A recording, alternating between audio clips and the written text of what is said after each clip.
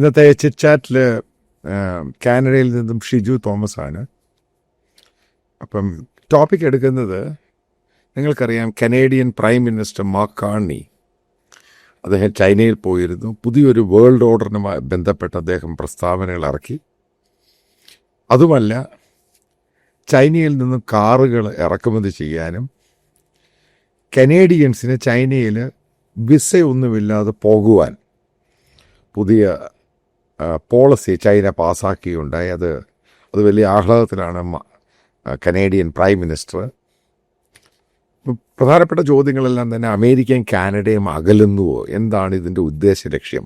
ഇതിൻ്റെ കാരണം ഇന്നത്തെ ദിവസം തന്നെ ഡാവോസിൽ മാർക്ക് കാർണിയുടെ പ്രസംഗം ഉണ്ടായിരുന്നത് അമേരിക്കയ്ക്കെതിരെയായിരുന്നു. പല provocation American president Donald Trump ചെയ്തിട്ടുണ്ട്. അതായത് കാനഡയും ഗ്രീൻലാൻഡും വെനൂസിലേക്ക് അവരുടെ സ്റ്റേറ്റ് എന്നുള്ള രീതിയിലുള്ള പ്രസ്താവനകളൊക്കെ വന്നു കഴിഞ്ഞു. ഷിജു, നമസ്കാരം. നമസ്കാരം മാത്യു. ഈ കനേഡിയൻ പ്രൈം മിനിസ്റ്റർ എന്ത് കൽപ്പിച്ചിട്ടാണ്? അതായത് അമേരിക്കയുമായിട്ട് തെറ്റാനാണോ പിരിയാനാണോ? എന്താണ് ഇദ്ദേഹത്തിൻ്റെ ഉദ്ദേശ ലക്ഷ്യം? അത് വളരെ നല്ലൊരു ചോദ്യമാണ്. ഇപ്പം അതേ സംശയം തന്നെയാണ്, ആ ചോദ്യം തന്നെയാണ് നമ്മുടെ മനസ്സിലുള്ളത് കാനഡയിലുള്ളപ്പോൾ. അതായത് പ്രധാനമായിട്ടും മാർക്കാണി എന്ന് പറയുന്നത് പുള്ളിയുടെ ഒരു പ്രൊഫൈൽ നോക്കിക്കഴിഞ്ഞാൽ മോശം വ്യക്തിയൊന്നുമല്ല. ഗോൾഡ്മാൻ സാക്സിന്റെ എക്സിക്യൂട്ടീവ് ആയിരുന്ന ശേഷം ബാങ്ക് ഓഫ് കാനഡയുടെ ഗവർണറായിരുന്നു, കൂടാതെ ബാങ്ക് ഓഫ് ഇംഗ്ലണ്ടിന്റെ ഗവർണറായിരുന്നു. പിന്നെ ഫൈനലി നമ്മൾ കാണുന്നത് ബ്രൂക്ക്ഫീൽഡിന്റെ വൈസ് ചെയർമാനായിട്ട് അദ്ദേഹത്തെ കാണുന്നു. ബ്രൂക്ക്ഫീൽഡ് എന്ന് പറയുന്ന $1 ട്രില്യൺ അസിസ്റ്റ് മാനേജ് ചെയ്യുന്ന കമ്പനിയാണ്. അപ്പൊ ഇതൊരു വളരെ ഹൈ ലെവലിൽ വരുന്ന ഒരു വ്യക്തിയാണ്. ഇപ്പം മാർക്കാണ് ചെയ്യുന്ന പ്രസ്താവനകളൊക്കെ ഒരു പരിധി വരെ, അതായത് ഈ പ്രാവശ്യം കാനഡയിൽ നിന്ന് ചൈനയ്ക്ക് പോയ ശേഷം, ചൈനയ്ക്ക് പോകുമ്പോൾ 2 പ്രധാനമായ വിഷയമുണ്ട്. ഒന്നെന്ന് പറയുന്നത്, ഒരു ഇലക്ഷന്റെ സമയത്ത് ഒരു ഡിബേറ്റിന്റെ ഭാഗമായിട്ട് കാണിയോട് ചോദിക്കുന്നുണ്ട്, കാനഡ ഫേസ് ചെയ്യുന്ന ഏറ്റവും വലിയ ചലഞ്ച് എന്താണെന്ന് ചോദിക്കുമ്പം അത് ചൈനയാണ് എന്നാണ് പുള്ളി പറയുന്നത്. വളരെ എക്സ്പ്ലിസിറ്റ് ആയിട്ട്, വളരെ ക്രിസ്റ്റൽ ക്ലിയർ ആയിട്ട് ചൈന പറയുകയാണ്. ഇന്ന് ആ ചൈനയുമായിട്ടൊരു അലയൻസ് ഉണ്ടാക്കാൻ ശ്രമിക്കുമ്പോൾ, ചൈനയിലേക്ക് പോയി ചൈനയുമായിട്ടൊരു ഫ്രണ്ട്ഷിപ്പ് അലയൻസ് ഉണ്ടാക്കിയ ശേഷം ഓയിൽ സെക്ടറിലേക്ക് ഇൻവെസ്റ്റ് ചെയ്യാൻ ക്ഷണിക്കുന്നു. മാത്യു മെൻഷൻ ചെയ്തതുപോലെ EVs, ഇലക്ട്രിക് വെഹിക്കിൾ കാർസ് കൊണ്ടുവരാണ്ട് ശ്രമിക്കുന്നു. അപ്പോൾ അതിന്റെയൊക്കെ ഒരു പ്രതിഫലനം എന്ന് പറയുന്നത്, അതിനോട് കൂടാതെ സംഭാഷണത്തിനകത്ത് വളരെ വ്യക്തമായിട്ട് 2-3 കാര്യങ്ങളുണ്ട്. ഒന്ന്, ഒരു ഡിജിറ്റൽ ട്രേഡിനെ പറ്റി പറയുന്നു, അഗ്രികൾച്ചർ ട്രേഡിനെ പറ്റി പറയുന്നു, അത് കൂടാതെ തന്നെ ഒരു ക്ലീൻ എനർജിയെ പറ്റി പറയുന്നു. അതിനൊക്കെ ഏറ്റവും പ്രൊവോക്ക് ചെയ്യുന്ന ഒരു വിഷയം എന്ന് പറയുന്നത് ഒരു ന്യൂ വേൾഡ് ഓർഡർ. ഒരു ന്യൂ വേൾഡ് ഓർഡർ എന്ന് പറഞ്ഞ വാക്ക് ഓർമ്മയുണ്ടായിരിക്കും. കാര്യം നമ്മൾ നോക്കുകയാണെങ്കിൽ, വീണ്ടും ഒരു പുകയുടെ നോക്കുകയാണെങ്കിൽ, ഇത് ജർമ്മനിയുടെ കാലത്ത് ഒരു ഹിറ്റ്ലറിന്റെ ഒരു ശ്രമമായിരുന്നു ഒരു ന്യൂ വേൾഡ് ഓർഡർ ഉണ്ടാക്കാൻ വേണ്ടി. ഇപ്പൊ ചരിത്രത്തിൽ നോക്കുകയാണെങ്കിൽ എന്ത് സംഭവിച്ചെന്ന് കഴിഞ്ഞാൽ, 1500-കൾക്ക് ശേഷം ഈ യൂറോപ്പ് ലോകം മുഴുവൻ കോളനൈസ് ചെയ്യാനായിട്ട് പോയി. ഡച്ചുകാരുണ്ട്, പോർച്ചുഗീസുകാരുണ്ട്, ഫ്രാൻസ് ഉണ്ട്, സ്പെയിൻ ഉണ്ട്, ഇംഗ്ലണ്ട് ഉണ്ട്. ഇവരെല്ലാം കൂടെ ലോകത്തെ കോളനൈസ് ചെയ്ത ശേഷം, സത്യത്തില് എന്റെ ഒരു വ്യക്തിപരമായ അഭിപ്രായത്തിൽ ഒരു ഷോർട്ട് ഹിസ്റ്ററി ഓഫ് ഇറ്റ് എന്ന് പറയുന്നത്, ഇതിനകത്ത് ഉണർന്നൊരു രാജ്യമാണ് ജർമ്മനി. ജർമ്മനി ഉണരുമ്പോഴത്തേക്ക് കാണുന്നതെന്ന് പറയുന്ന ലോകം മുഴുവൻ ഒരു വീതം വെച്ച് കഴിഞ്ഞു. അന്ന് നിലനിൽക്കുന്ന ഒരു വേൾഡ് ഓർഡറിനെ തകർക്കാൻ വേണ്ടിയാണ്, പുതിയൊരു വേൾഡ് ഓർഡറാണ് ജർമ്മനി ശ്രമിച്ചതും. അന്ന് ഈ വേൾഡ് ഓർഡർ ഉണ്ടായപ്പോഴത്തേക്ക് അതിനെതിരെ ഇവരെല്ലാവരും ഒന്നു ചേർന്ന്, ഇനി പരസ്പരം പോരടിക്കുന്ന ഈ രാജ്യങ്ങളെല്ലാം ഒന്നു ചേർന്ന് ജർമ്മനിയെ ഒതുക്കാൻ ശ്രമിച്ച സഖ്യകക്ഷിയുടെ ആ ഒരു പ്രകടനമായിരുന്നു 1ഉം 2ഉം ലോകമഹായുദ്ധം എന്ന് പറയുന്നത്. അപ്പൊ അതേപോലെ വളരെ ഗുരുതരമായ ഒരു അത് കഴിഞ്ഞ് നമ്മൾ പലപ്പോഴും വേൾഡ് ഓർഡർ ചേഞ്ച് ചെയ്യാൻ ശ്രമിക്കുന്ന പലരെയും നമ്മൾ കാണുന്നുണ്ട്. ഉദാഹരണത്തിന് ഈ അടുത്ത് കാണുന്ന ഇറാന്റെ അയത്തുള്ള ഖൊമൈനി പോലും വ്യത്യസ്തമായ ഓർഡർ ഉണ്ടാക്കാൻ ശ്രമിക്കുന്ന വ്യക്തിയാണ്. പക്ഷെങ്കില് ഇതിനകത്ത് കാണിയുടെ വായിൽ നിന്ന് നോർത്ത് അമേരിക്കൻ സോയിലിൽ നിന്നുകൊണ്ട് ഒരു ന്യൂ വേൾഡ് ഓർഡർ വരുന്നെന്നും, പിന്നെ ന്യൂ എക്കണോമിക് വേ, അത് റെൻമിൻപി എന്ന് പറയുന്ന സാധനം എന്ന് പറഞ്ഞാൽ എന്നുള്ളത് ചൈനയുടെ കറൻസിയാണ്. അപ്പൊ ചൈനയുടെ കറൻസി ബേസ് ചെയ്ത് ട്രേഡ് ചെയ്യുമെന്നും പറയുന്നത് ജസ്റ്റിൻ ട്രൂഡോ അല്ല. ജസ്റ്റിൻ ട്രൂഡോയ്ക്ക് അത് നമ്മൾ ക്ഷമിക്കാമായിരുന്നു. നമുക്കറിയാം പുള്ളി കാര്യമായ കുറച്ച് ബോധ്യപ്പെടും പറഞ്ഞു. കാനഡയുടെ ബാങ്ക് ഓഫ് കാനഡയുടെ ഗവർണറായിരുന്ന, ബാങ്ക് ഓഫ് ഇംഗ്ലണ്ടിന്റെ ഗവർണറാണ് വ്യക്തിയായി പറയുന്നത്. ഇത് പ്രൊവോക്കേറ്റീവ്. അപ്പൊ അതിനകത്തൊരു ചോദ്യമുണ്ട്. ബേസിക്കലി ഈ ജസ്റ്റിൻ ട്രൂഡോ ഇരുന്ന സമയത്തിൽ ഈ പറയുന്ന അവിടെ ഭരിച്ചുകൊണ്ടിരുന്ന ലേബർ പാർട്ടി ആണെങ്കിലും ഇവരൊക്കെ പറഞ്ഞൊരു സംഭവമുണ്ട്, അവരുടെ ഇലക്ഷനിൽ പോലും ചൈന ഇടപെടുന്നു. അതെ, കാരണം ഇത് അലിഗേഷൻ മാത്രമൊന്നുമല്ല, ഒരു തെളിവ് ഉൾപ്പെടെയാണ് ഗ്ലോബലായിട്ട് മീഡിയ റിലീസിൽ കൂടെ പറഞ്ഞത്. എന്നിട്ട് ചൈനീസ് NOE അവർ വിളിച്ചു വരുത്തി താക്കീതൊക്കെ കൊടുത്തത് വലിയ ഇഷ്യൂ ആയതാണ്. ഈ കനേഡിയൻ പ്രധാനമന്ത്രിക്ക് ചൈനയുമായിട്ട് ഇത്രയും അടുക്കാൻ സാധിക്കുന്നു. കാരണം ഇത് പൂർണ്ണമായിട്ട് അമേരിക്കയെ തള്ളിക്കൊണ്ടുള്ള പരിപാടിയായിരിക്കും എന്ന് നമുക്ക് പറയാൻ ഒക്കത്തില്ല. മതി ഒരു ഉദാഹരണം ഇത് തന്നെ. ലിബറൽ പാർട്ടിയുടെ ജസ്റ്റിൻ ട്രൂഡോ വരുന്ന സമയത്ത് അതിശക്തമായിട്ട് ചൈനയ്ക്കെതിരെ പ്രവർത്തിച്ചത് മാത്രമല്ല, കാര്യം എല്ലാവർക്കും അറിയാം. കാര്യം കാനഡയെ സംബന്ധിച്ചോളം കാനഡയുടെ ഒരുപാട് ടെക്നോളജി അതിനെ മോഷ്ടിച്ചു, കാനഡയിൽ നിന്ന് ഒരുപാട് നഷ്ടങ്ങൾ ഉണ്ടാകുന്നുണ്ട് എന്നുള്ള ഇത്തരം കാര്യങ്ങളെക്കുറിച്ചൊക്കെ വലിയ ചർച്ചകളൊക്കെ ഉണ്ട്. അതിനുശേഷം ഒന്ന് ആലോചിക്കണം, നമ്മൾ ഈ പറയുന്ന ഹുവാവേ എന്ന് പറയുന്ന കമ്പനിയുടെ ഉടമസ്ഥന്റെ മകളെ കാനഡ അവിടെ ജയിലിട്ടിരുന്നു. കൂടാതെ ജസ്റ്റിൻ ട്രൂഡോയിനകത്ത് ഈ പറയുന്ന ഷീ ജിൻപിങ് ശക്തമായിട്ട് ഞാൻ ഓപ്പൺ സ്റ്റേജിൽ പരസ്പരം പോരടിക്കുന്നതും വഴക്കുണ്ടാക്കുന്നതുമായിട്ടുള്ള വീഡിയോസ് ഒക്കെ അവൈലബിൾ ആണ്. അപ്പൊ ഒരു കാരണവശാലും ഇത് ചൈനയുമായിട്ട് ഒത്തുപോകുന്ന ആയിരുന്നില്ല. അതിന്റെ ഒരു പിന്തുടർച്ചയായിട്ട് വന്ന കാണിയാണ് പറയുന്നത് ചൈനയാണ് ഭയപ്പെടേണ്ടത് പറയുന്നത്. ഇന്ന് ആ ചൈന ഒരു സുഹൃത്തായി വരികയും കാനഡയുടെ സോയിൽ ഇൻവെസ്റ്റ് ചെയ്യാൻ രൂപ തെരഞ്ഞെടുക്കുകയും ചെയ്യുമ്പോൾ അതിന് പുറമെ ഒരു പുതിയ വേൾഡ് ഓർഡർ ബ്രിക് കറൻസി ഉണ്ടാക്കുമെന്ന് പറഞ്ഞതിനാണ് ഈ നമ്മൾ കാണുന്ന നമ്മുടെ ആ ഹെമിസ്ഫിയർ നടക്കുന്ന മുഴുവൻ കോലാഹലങ്ങളൊന്നും മറന്നു പോകരുത്. അന്നേരം ഇവിടെ വന്ന് അമേരിക്കയിൽ നിന്നുകൊണ്ട് പുതിയൊരു കറൻസിക്ക് ട്രേഡ് ചെയ്യുമെന്ന് പറയുമ്പോൾ ഇതിനകത്ത് ഭയപ്പെടുത്തുന്ന വിഷയം അതല്ല. അപ്പൊ എന്തുമായിക്കോട്ടെ, അറിവില്ലാത്ത വ്യക്തികൾ വളരെ നല്ല പ്രൊഫൈലുള്ള വ്യക്തിയാണ് കാണി. ആ കാണി അത് പറയുമ്പോൾ ട്രംപിന്റെ പ്രതികരണം എന്നെ അത്ഭുതപ്പെടുത്തുന്നത്. സാക്ഷാൽ ട്രംപ് മറുപടി എന്താണെന്ന് അറിയാമോ? Canada signed A trade deal with China എന്ന് പറഞ്ഞപ്പോൾ വാവ് good, if they hit A deal that's good for them. അവരൊരു ട്രേഡ് ഡീൽ സൈൻ ചെയ്തെങ്കിൽ അവർക്ക് നല്ലതെന്ന് ട്രംപ് പറയുമ്പോൾ ഒന്ന് ആലോചിച്ച് നോക്കണം, ചൈന ഗ്രീൻലാൻഡ് വരുമെന്ന് ഭയപ്പെടുത്തിയാണ് ഗ്രീൻലാൻഡ് പിടിച്ചടക്കാൻ പോകുന്നത്. വാഷിംഗ്ടൺ 2000 കിലോമീറ്റർ അകലെയുള്ള ഗ്രീൻലാൻഡ്. ഇത് നമ്മൾ ബോർഡർ ഷെയർ ചെയ്യുന്ന ന്യൂയോർക്കിന്റെ ബോർഡറാണ് കാനഡ. ഈ കാനഡയിൽ ചൈന ഇൻവെസ്റ്റ് ചെയ്യുമ്പോഴും എന്തുകൊണ്ട് ഇങ്ങനെ ഒരു റെസ്പോൺസ് വരുന്നു? ഇപ്പൊ രണ്ട് കാര്യങ്ങൾ. ഒന്നുകിൽ അതിബുദ്ധിമാനായ കാണി ബുദ്ധിപൂർവ്വം പ്രവർത്തിക്കുകയാണ്, പക്ഷെ അദ്ദേഹത്തിന് പൊളിറ്റിക്കൽ എക്സ്പീരിയൻസ് എന്നുള്ള കാര്യം മറന്നു പോകരുത്. അപ്പൊ അതൊന്നാവാം. അതല്ലെങ്കിൽ ഒരു പക്ഷേ കാണി അമേരിക്കയുടെ കയ്യിലെ ഒരു തുറുപ്പ് ചീട്ടാവാം.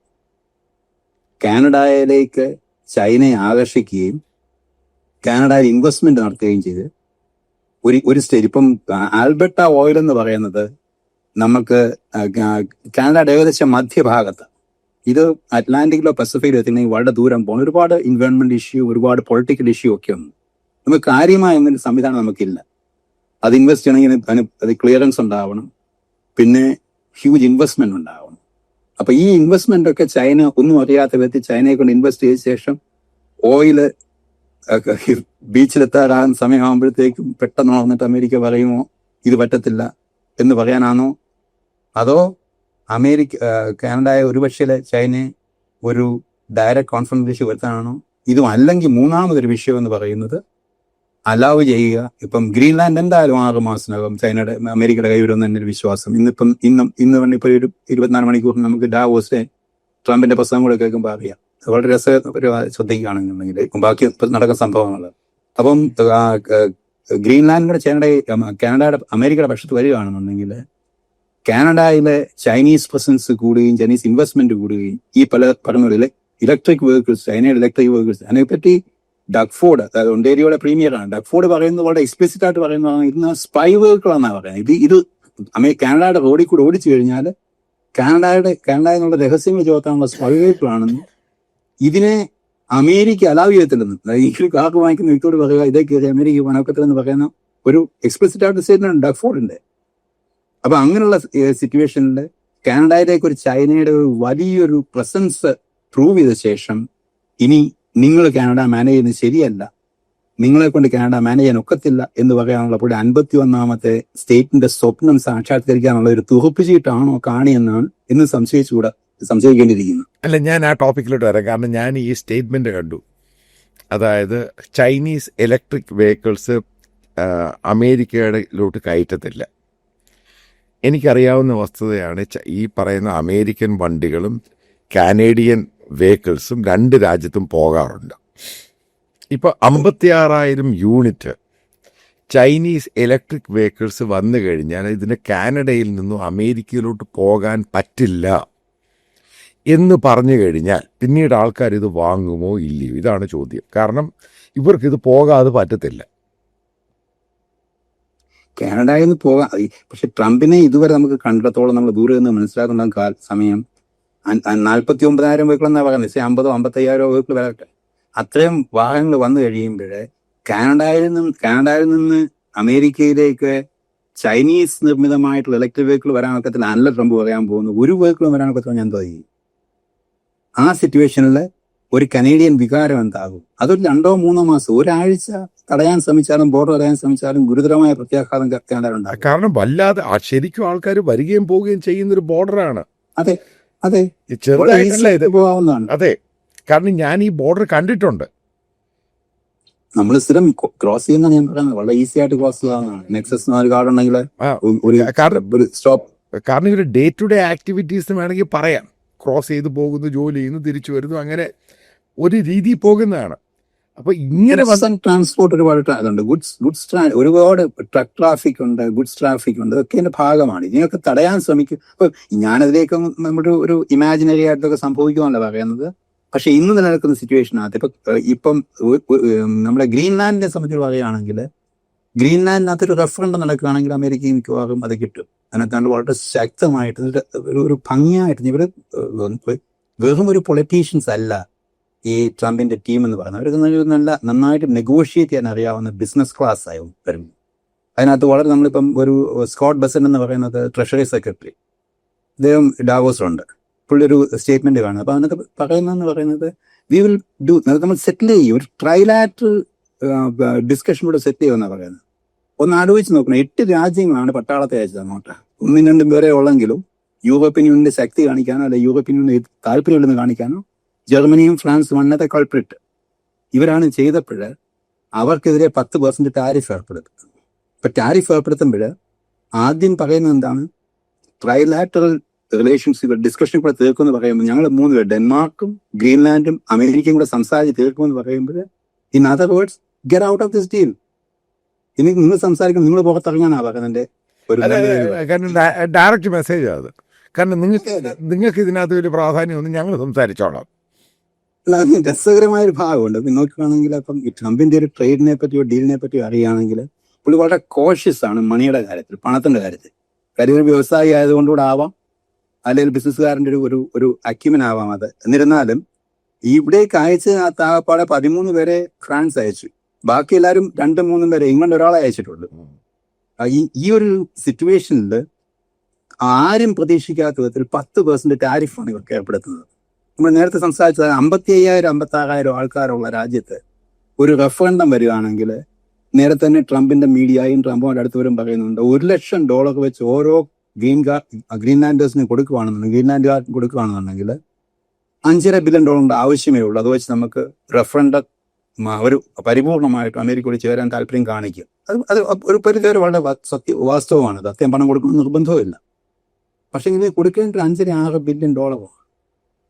അത് അമേരിക്ക ട്രഷറിയിൽ നിന്ന് കൊടുക്കാമെന്ന്, അല്ലെങ്കിൽ അമേരിക്ക ഡിഫൻസ് കൊടുക്കാമെന്നിരിക്കുന്ന ഒരു വിഷയമാണ്. ഇപ്പോഴത്തെ ട്രംപിന്റെ ഒരു ഫിനാൻസ് ആ ഭാഗം നോക്കുകയാണെങ്കിൽ ട്രംപിന്റെ 10% ടാരിഫ് ഫെബ്രുവരി ആരംഭിക്കും. ഫെബ്രുവരി, മാർച്ച്, ഏപ്രിൽ, മെയ് 4 മാസങ്ങളിൽ 10% ടാരിഫ്. അത് കഴിഞ്ഞാൽ പിന്നെ ജൂൺ മുതൽ 25% ടാരിഫാണ് ഈ 8 രാജ്യങ്ങൾക്ക്. ഒരു കിടുങ്ങിപ്പോയി, കേട്ടപ്പോൾ ഞെട്ടിപ്പോയി. ആദ്യം ഇവരുടെ ഒരു അമേരിക്കയിലേക്കുള്ള ട്രേഡ്, 8 പേരുടെ കളക്റ്റീവായിട്ടുള്ള ട്രേഡ് എന്ന് പറയുന്നത് $400 ബില്യൺ ഒരു വർഷം. 400 ബില്യൺ ഒരു 30-35 ബില്യൺ ഒരു മാസമുണ്ട്. അപ്പൊ ഇവർക്ക് ടാരിഫ് വരികയാണെന്നുണ്ടെങ്കിലും സംഭവിക്കും, ട്രേഡിന്റെ വോളിയം കുറയും. ടാരിഫ് വരാൻ ട്രേഡ്. ഇപ്പൊ ടാരിഫിനെ കുറിച്ചൊന്നും ചിന്തിക്കണം. ടാരിഫ് എന്ന് പറയുന്നത് എങ്ങനെയാണ് വർക്ക് ചെയ്യുന്നത് ചോദിച്ചാൽ, ഒരു രാജ്യം ഇപ്പം അമേരിക്കയിലേക്ക് ഏത് രാജ്യങ്ങളും ഒരു വ്യവസായം നടത്തുമ്പോൾ ആ പ്രോഡക്റ്റ് അയക്കുന്നവർക്ക് പണം കിട്ടുന്നുണ്ടോ, അവർക്ക് ലാഭം കിട്ടുന്നുണ്ട്.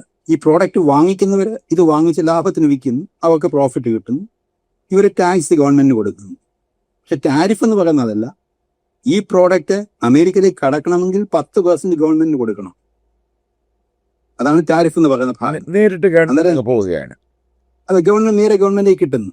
അപ്പൊ $30 ബില്യൺ ഒരു വർഷം, അല്ലെങ്കിൽ 35 ബില്യൺ ഒരു മാസം ഈ 8 രാജ്യങ്ങളുടെ ട്രേഡ് ചെയ്യുന്നു. അപ്പൊ അതിന്റെ ട്രേഡ് അങ്ങ് കുറഞ്ഞു, അതിന്റെ മാക്സിമം കുറഞ്ഞു 15 ബില്യൺ, പകുതിയേ ഉള്ളത് കണക്കാക്കുക. $15 ബില്യൺ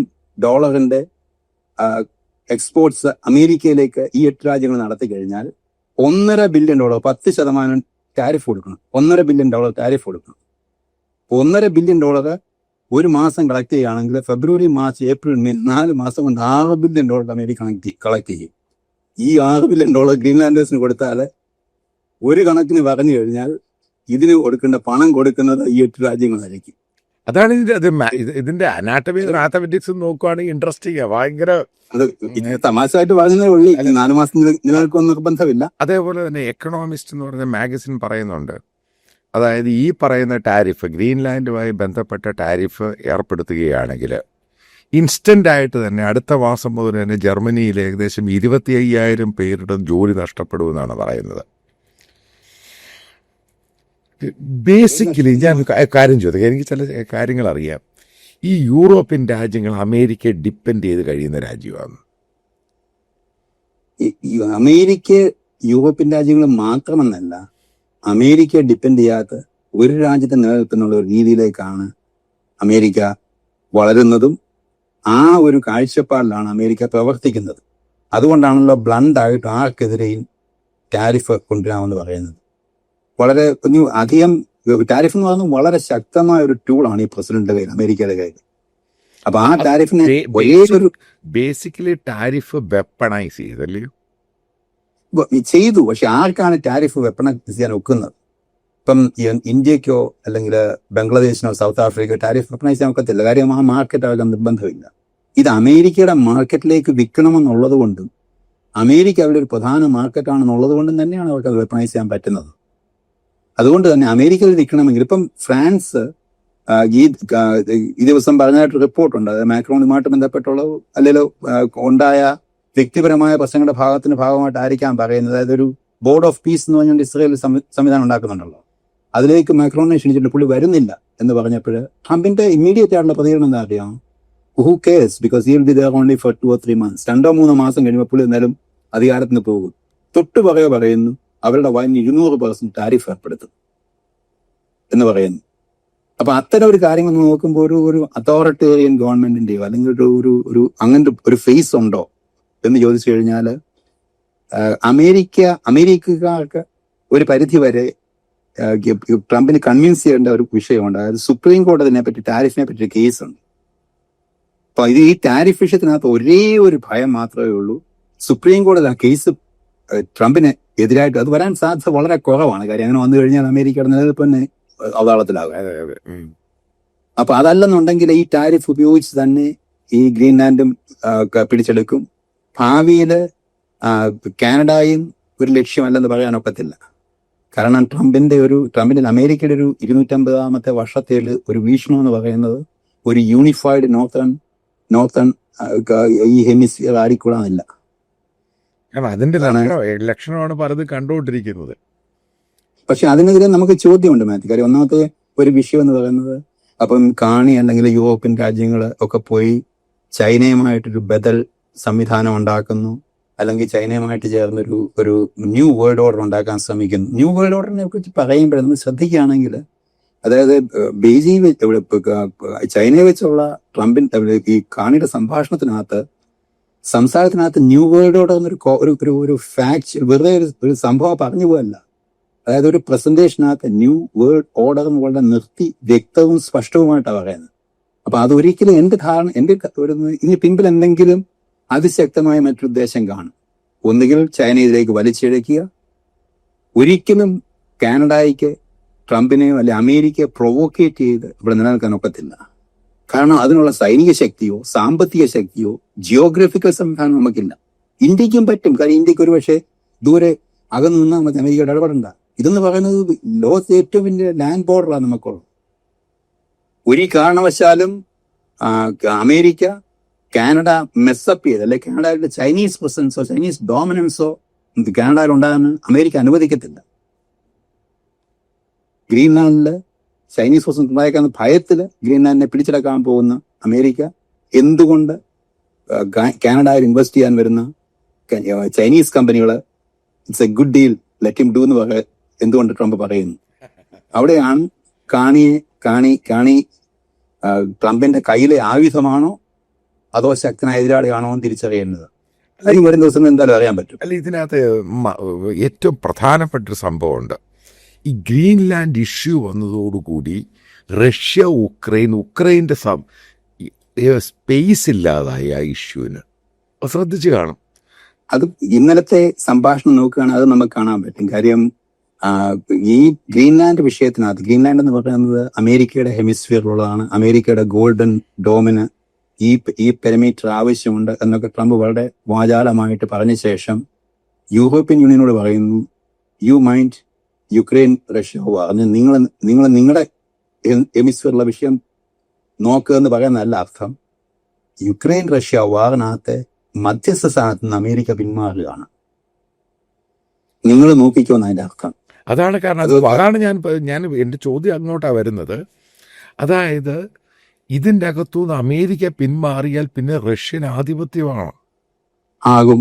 ആ റഷ്യ അമേരിക്കയുടെ അതൊരു പുതിയ വേൾഡ് ഓർഡർ ആണെങ്കിൽ ഈ റഷ്യ യൂറോപ്യൻ യൂണിയനെ തകർക്കുക എന്നുള്ളത് ട്രംപിന്റെ അടുത്ത ലക്ഷ്യമാവാനാ സാധ്യത. ഇപ്പൊ തന്നെ നാം കാണുന്നുണ്ട്.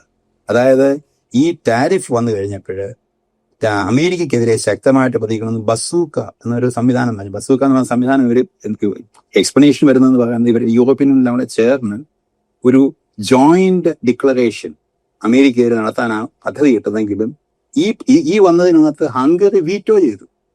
ഹംഗറി നമ്മളതിനകത്തില്ലെന്ന് പറഞ്ഞു. പോളണ്ടിനും കൂടെ കാണത്തില്ല, ബഹുഭൂരിപക്ഷം ബാൾട്ടിക് കൺട്രീസിനും കൂടെ കാണത്തില്ല. ഈ യൂറോപ്പിനകത്തെ പല രാജ്യങ്ങളും ഇവരോട് നിൽക്കത്തില്ല. അവസാനം നമ്മൾ എന്ത് ചെയ്തു? ഇതിനകത്ത് ശക്തമായിട്ടുള്ളതെന്ന് പറഞ്ഞാൽ UK, ജർമ്മനി, ഫ്രാൻസ് ആണ്. UK പ്രധാനമന്ത്രി പടം മടക്കിയെന്ന് മാത്രമല്ല, അദ്ദേഹം ഡാവോസിലെ പോകുന്നില്ല എന്നാണ് കേൾക്കുന്നത്. അറിയില്ല പോകുമോ അറിയത്തില്ല. റഷ്യയില് അത് അമേരിക്കയുമായിട്ടൊരു I don't think America will do any military action towards Greenland. ഗ്രീൻലാൻഡിലേക്ക് എന്തെങ്കിലും മിലിറ്ററി ആക്ഷൻ നടത്തുമെന്ന് ഞാൻ വിശ്വസിക്കുന്നില്ല. അതുകൊണ്ട് ഇതിന്റെ ആവശ്യമില്ല എന്നും പറഞ്ഞ് UK പിന്മാറി കഴിഞ്ഞു. ഇപ്പൊ ഈ ഇഷ്യൂവിനകത്ത് ജർമ്മനിയും ഫ്രാൻസും ഒറ്റപ്പെട്ടു. ഇപ്പൊ യൂറോപ്യൻ യൂണിയനിൽ ജർമ്മനിയും ഫ്രാൻസും ഒറ്റപ്പെട്ടെന്ന് മാത്രമല്ല, അവരാഗ്രഹിക്കുന്ന ഒരു കമ്പൈൻഡ് സ്റ്റേറ്റ്മെന്റ് അമേരിക്കയിൽ നടത്താൻ പോലും അവരെ കൊണ്ട് കഴിയുന്നില്ല.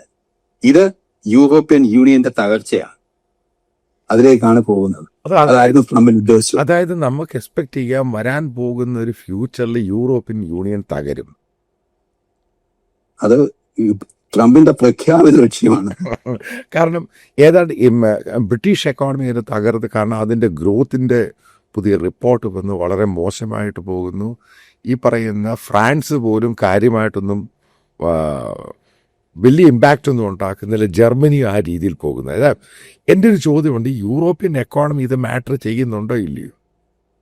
യൂറോപ്യൻ എക്കോണമി മാറ്റർ ചെയ്യുന്നുണ്ട്. പക്ഷെ ഇപ്പം നോക്കൂ, നമ്മൾ ഇന്നത്തെ ഈ വരുന്ന റിപ്പോർട്ട് എന്ന് പറയുന്നത് ഇപ്പം എനിക്ക് തോന്നുന്നത് ഈ നമ്മുടെ കൊമേഴ്സ് സെക്രട്ടറി ഹോവാർഡ് ലിറ്റ്നിക് ഒരു പ്രസംഗം ഒരു ജോയിന്റ് പ്രസ് മീറ്റിംഗ് നടത്തുന്നുണ്ട് ഡാവോസിൽ. ഈ സമയത്ത് നടത്തുന്നുണ്ട്. അതിനകത്തുള്ളതെന്ന് പറഞ്ഞാൽ UK ഫൈനാൻസ് മിനിസ്റ്ററും കാനഡയുടെ ഫൈനാൻസ് മിനിസ്റ്ററുമാണ്. ഇതെല്ലാം കൂടെ ചേർത്ത് വായിക്കുമ്പോഴാണ് ഞാൻ പറഞ്ഞ അസംഷനിലേക്ക് വരുന്നത്. ഇത് ചൈനയെ തളയ്ക്കാനുള്ള ഒരു തന്ത്രമായിട്ട് മാറുകയും ചെയ്യുമെന്നാണ് എൻ്റെ വിശ്വാസം. അതിനകത്ത് ലുഡി പറഞ്ഞൊരു വിഷയം എന്ന് പറയുന്നത്, മെയ് മാസം മുതൽ ഒക്ടോബർ വരെ ഉള്ള ട്രേഡ് എന്ന് പറയുന്നത്, ബാലൻസ് ഓഫ് ട്രേഡ് എന്ന് പറയുന്നത് 25% ഡെഫിസിറ്റ് ഒരു കുറച്ചു. ഫസ്റ്റ് ക്വാർട്ടർ 2026 ഫസ്റ്റ് ക്വാർട്ടറിൽ 5% GDP ഗ്രോത്ത് ഉണ്ടാകും. ഇപ്പൊ നമ്മളൊരു പക്ഷേ ഇന്ത്യയിൽ നിന്ന് ശ്രദ്ധിക്കുമ്പോൾ നമുക്ക് 8 നമുക്ക് 10 ചൈനയ്ക്ക് 5 നോക്കുമ്പോൾ മനസ്സിലാകാൻ വേണ്ടി ഫൈനാൻസിനെ പറയാം.